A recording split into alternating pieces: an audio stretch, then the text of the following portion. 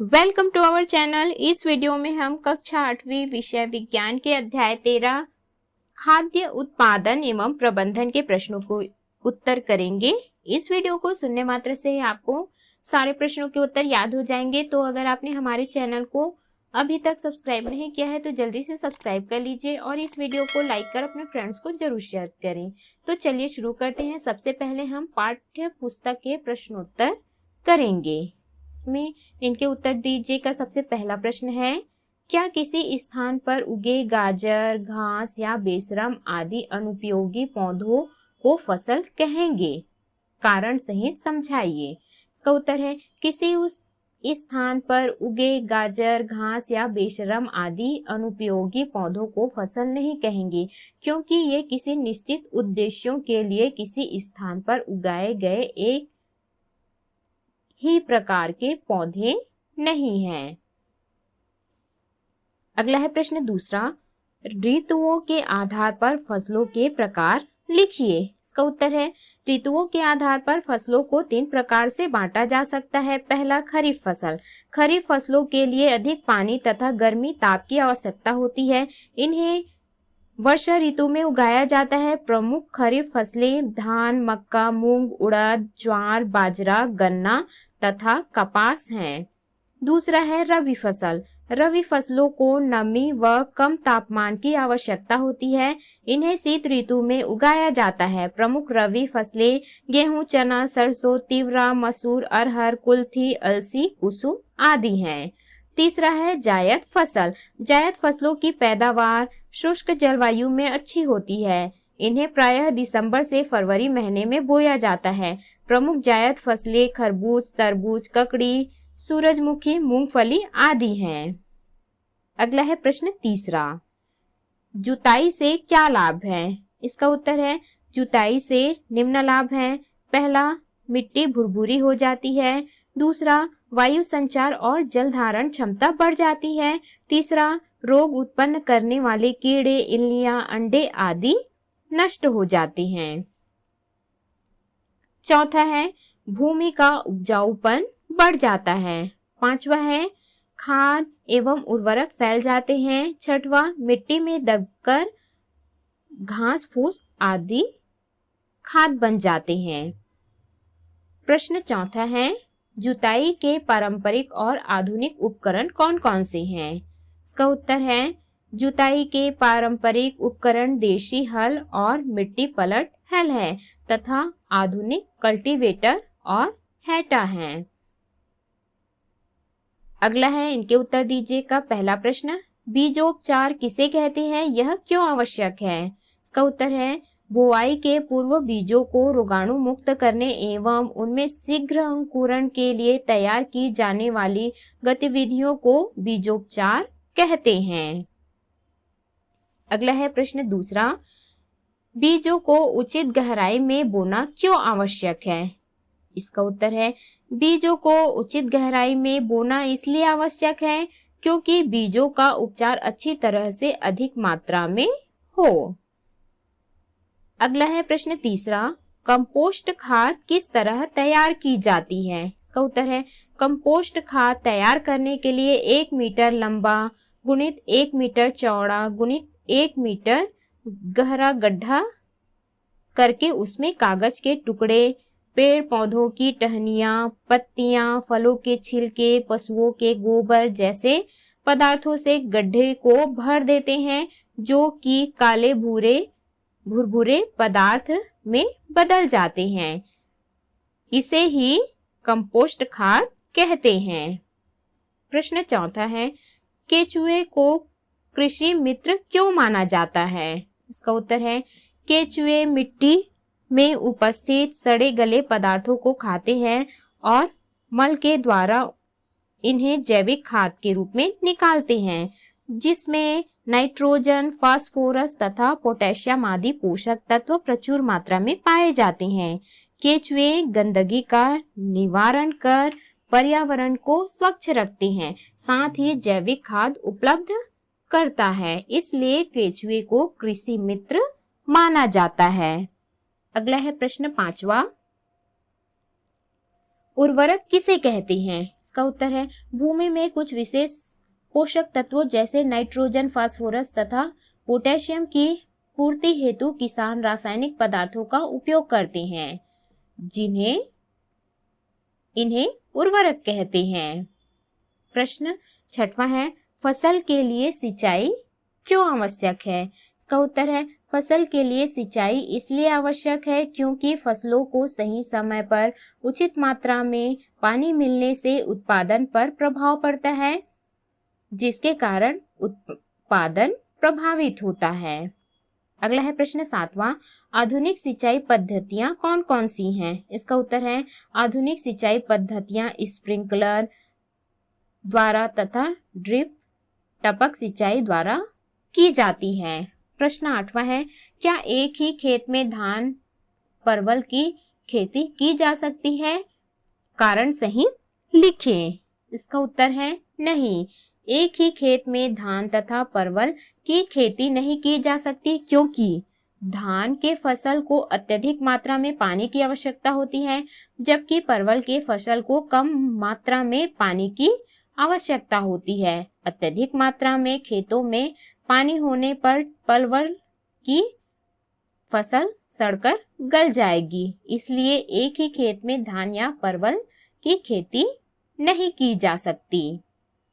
अगला है इनके उत्तर दीजिए का पहला प्रश्न गर्मियों में फल तथा सब्जियां जल्दी सड़ने लग जाती हैं और ठंड में अधिक समय तक ताजी रहती हैं, क्यों? इसका उत्तर है गर्मियों में फल तथा सब्जी जल्दी सड़ने लग जाती हैं क्योंकि सूक्ष्म जीव जैविक क्रियाओं को अधिक तेज कर देती हैं, परंतु ठंड में अधिक समय तक ताजी रहती हैं क्योंकि ठंड में सूक्ष्म जीवों की जैविक क्रियाएं मंद हो जाती हैं। प्रश्न दूसरा है खरपतवार किसे कहते हैं? खरपतवार नियंत्रण क्यों आवश्यक है? इसका उत्तर है खेतों में मुख्य फसल के साथ उग आए अनावश्यक पौधों को खरपतवार कहते हैं। खरपतवार फसल के साथ पोषक तत्वों, जल, स्थान तथा प्रकाश के लिए प्रतिस्पर्धा करते हैं, जिससे पौधों की वृद्धि कम हो जाती है। फलस्वरूप फसल की गुणवत्ता एवं उत्पादन प्रभावित होता है, इसलिए खरपतवार नियंत्रण आवश्यक है। अगला है प्रश्न तीसरा पीड़कों से फसल की सुरक्षा कैसे की जा सकती है? इसका उत्तर है पीड़कों से फसल की सुरक्षा के लिए रासायनों का छिड़काव किया जाता है। पीड़कों का विनाश कुछ परजीवियों, परभक्षियों, जीवाणुओं तथा कवकों द्वारा भी किया जाता है। परभक्षी पक्षियों जैसे बगुला, बतख तथा सारस का जैविक कीट नियंत्रण में बहुत महत्व है। ये फसलों के कीटों को खाकर उन्हें समाप्त करते हैं। अगला है प्रश्न चौथा कंबाइन यंत्र के क्या कार्य हैं? इसका उत्तर है कंबाइन यंत्र जिससे कटाई एवं गहाई दोनों कार्य किए जाते हैं। प्रश्न पांचवा है फसल उत्पादन का भंडारण किस प्रकार किया जाता है? इसका उत्तर है फसल काटने तथा गहाई के बाद अनाज के दानों या अन्य उत्पादों को अधिक मात्रा में संग्रहित तथा सुरक्षित रखना भंडारण कहलाता है। इसे भंडार गृह, गोदाम, कोठी, बिन धातु से बनी कोठी अथवा साइलो में भंडारित किया जाता है। अगला है अभ्यास के प्रश्न। प्रश्न पहला सही विकल्प चुनकर लिखिए। पहला उष्मायित यंत्र का उपयोग किया जाता है, तो इसका उत्तर है कुक्कुट पालन में। दूसरा है संकरण तकनीक है, इसका उत्तर है कृत्रिम निषेचन द्वारा वांछित गुणों वाले बीज प्राप्त करना। तीसरा है पशुओं के मल मूत्र तथा पेड़ पौधों के अपघटन से प्राप्त कार्बनिक पदार्थ कहलाते हैं, तो इसका उत्तर है जैव उर्वरक। चौथा है निम्नलिखित में से कौन सी विधि भूमि की उर्वरता बनाए रखने की विधि नहीं है, तो इसका उत्तर है घ भूमि को कुछ समय के लिए परती छोड़ देना। अगला है प्रश्न पांचवा निम्नलिखित में से किस मशीन का उपयोग फसल कटाई एवं गहाई दोनों कार्यों के लिए किया जाता है? तो इसका उत्तर है ग, कंबाइन। अगला है प्रश्न दूसरा, रिक्त स्थानों की पूर्ति कीजिए। पहला, कृत्रिम रूपों से तैयार की जाने वाली खाद को यहाँ पर आ जाएगा उर्वरक, उर्वरक कहते हैं। दूसरा है भूमि को समतल बनाने का कार्य पटला या सुहागा यंत्र से किया जाता है। तीसरा है अनाज के दानों को भूसे से अलग करने की क्रिया उड़ावनी कहते हैं। चौथा, दुधारू पशुओं के आहार को अधिक पौष्टिक बनाने के लिए उसमें सरसों तथा कपास की खली मिलाई जाती है। पांचवा, शहद प्राप्त करने के लिए मधुमक्खी का पालन किया जाता है। प्रश्न तीसरा है, निम्नलिखित कथन सही है या गलत पहचान कर सही कर लिखें। पहला, रबी फसलों की तुलना में खरीफ फसलों को ज्यादा पानी की आवश्यकता होती है। इसका उत्तर सही है। दूसरा, पीड़कनाशी एवं खरपतवारनाशी मनुष्यों के लिए नुकसानदेह नहीं है। इसका उत्तर है यह गलत है। पीड़कनाशी एवं खरपतवारनाशी मनुष्यों के लिए नुकसानदेह है। तीसरा, केंचुओं के से फसलों को नुकसान होता है। इसका उत्तर है गलत है। केंचुओं से फसलों को फायदा होता है। प्रश्न चौथा है, गेहूं हमारे प्रदेश की प्रमुख खरीफ फसल है। उत्तर है यह गलत है। धान हमारे प्रदेश की प्रमुख खरीफ फसल है। पांचवा, मशरूम में कार्बोहाइड्रेट एवं वसा की अधिकता होती है। यह गलत है। इसका सही है, मशरूम में protein, vitamin B complex, vitamin C, खनिज लवण तथा रेशे प्रचुर मात्रा में होती है। अगला है प्रश्न चौथा, निम्नलिखित पर संक्षिप्त टिप्पणी लिखिए। पहला है दुग्ध उत्पादन, देश में गाय तथा भैंसों की संख्या सर्वाधिक है। कृषि से प्राप्त पदार्थों में चावल के बाद दूध उत्पादन का दूसरा स्थान है। दुधारू पशुओं के पालन के लिए उनके उचित पोषण, देखभाल, संरक्षण एवं प्रजनन की आवश्यकता होती है। पशुओं को घास, सूखा चारा, हरा चारा के साथ सरसों तथा कपास की खली भी खिलाई जाती है, जिससे अधिक दूध प्राप्त हो सके। दूसरा है मत्स्य पालन, बड़े स्तर पर मछली पालन मत्स्य पालन कहलाता है। मछली फार्म तथा मत्स्य स्फुटन तालाब को नर्सरी कहा जाता है। इन तालाबों में स्फुटन के पश्चात छोटी मछलियां विकसित की जाती हैं, जिन्हें संवर्धन हेतु बड़े तालाबों में डाल दिया जाता है, जहां उनके लिए उचित आहार, पर्याप्त ऑक्सीजन एवं प्रकाश की व्यवस्था होती है। समय समय पर मछलियां इनसे बाहर निकल जाती हैं। तीसरा है मधुमक्खी पालन, अधिक मात्रा में शहद प्राप्त करने के लिए मधुमक्खियों को विशेष बक्सों में पाला जाता है। कृत्रिम रूप में मधुमक्खियों के पालने की विधि को मधुमक्खी पालन कहते हैं। चौथा है कुक्कुट पालन, अंडे एवं मांस प्राप्ति के लिए मुर्गी, बतख आदि पक्षियों को पालना कुक्कुट पालन कहलाता है। मुर्गियों को घरों तथा कुक्कुट फार्म दोनों जगहों में पाला जाता है। कुक्कुट को दिए जाने वाले भोजन में कीड़े मकोड़े, वनस्पति तथा कंकड़ रहते हैं। ये कंकड़ उनके भोजन को पीसने का कार्य करते हैं। इनके आहार में चूना पत्थर भी मिलाया जाता है, जो अंडे के कवच निर्माण में सहायक होता है। पांचवा है केंचुआ खाद, जैविक अपशिष्टों को शीघ्रता से अपघटित करने के लिए आजकल केंचुए का उपयोग किया जाता है। केंचुए मिट्टी में उपस्थित सड़े गले अपशिष्टों को खाते हैं और मल के द्वारा इन्हें जैविक खाद के रूप में निकालते हैं। छठवां है मशरूम कल्चर, मशरूम एक कवक है। इन्हें विश्व में खाद्य पदार्थों की श्रेणी में एक विशेष स्थान प्राप्त है। मशरूम विशुद्ध शाकाहारी भोज्य पदार्थ है, क्योंकि इसे गेहूं का भूसा, पैरा, कुट्टी या अन्य माध्यम में मशरूम के स्पॉन बीज मिलाकर बनाया जाता है। व्यावसायिक रूप से हमारे देश में मशरूम के 2 मुख्य किस्मों की खेती की जाती है, ढींगरी मशरूम एवं सफेद बटन या ओयस्टर मशरूम। 7वां है उर्वरक। भूमि में कुछ विशेष पोषक तत्वों जैसे नाइट्रोजन, फास्फोरस तथा पोटेशियम की पूर्ति हेतु किसान रासायनिक पदार्थों का उपयोग करते हैं, इन्हें उर्वरक कहते हैं। 8वां है शीत भंडार गृह। फलों, सब्जियों तथा आलू, प्याज, लहसुन, अदरक एवं अन्य मांसल तथा शीघ्र गलने वाले फसल उत्पादों को अधिक दिनों तक सुरक्षित करने के लिए कोल्ड स्टोरेज अर्थात शीत भंडार गृह में भंडारित किया जाता है। अगला है प्रश्न 5वां। निम्नलिखित कृषि यंत्रों का चित्र बनाइए।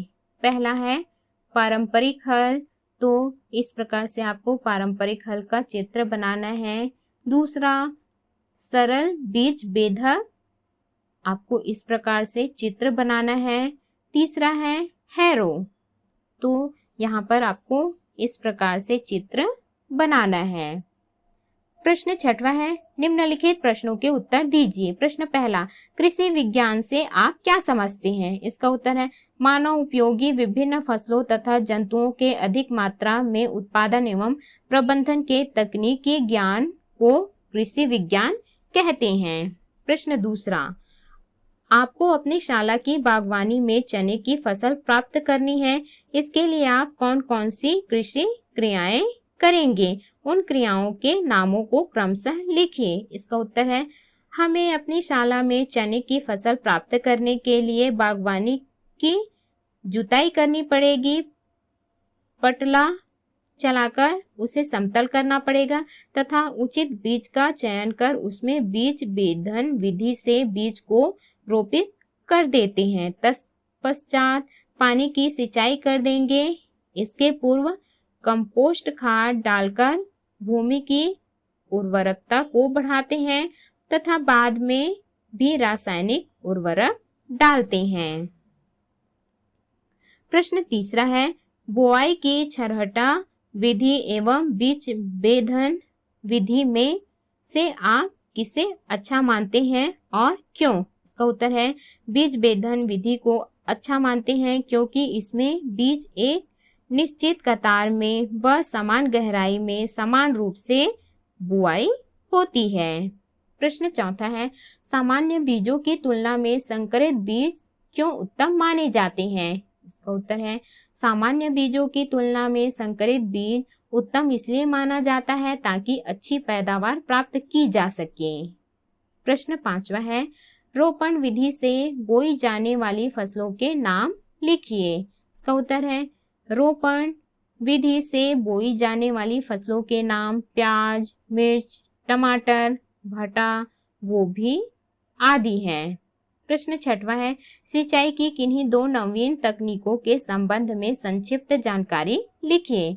इसका उत्तर है सिंचाई की 2 नवीन तकनीक निम्न है। पहला स्प्रिंकलर अथवा बौछारी फव्वारा सिंचाई।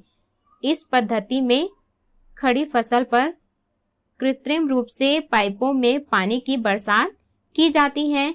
अधिक दबाव से पाइपों में पानी प्रवाहित किया जाता है जो कि एक धुरी पर घूम सकने वाले बहुत से छिद्रों युक्त टोटी से फव्वारे के रूप में बाहर निकलता है। दूसरा है ड्रिप अथवा टपक सिंचाई। पानी सूक्ष्म छिद्र तथा ड्रिपर बूंदों के रूप में पानी छोड़ने वाली टोटी युक्त बंद पाइपों में दाब पंप द्वारा पौधों तक सीधे पहुंचाया जाता है।